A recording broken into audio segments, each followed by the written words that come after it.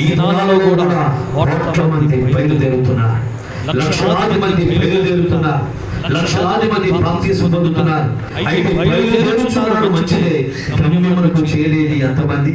ఇశ్రాయేలీయులు కనాను చేరాలి అంటే దేవుడు వారిలో ఆశించినది రెండు.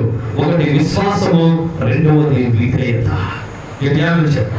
వీరికి ఎక్కడ ఉంది? దేని మీద ఉంది విశ్వాసము అంటే ఐగుప్తు మీద ఉంది.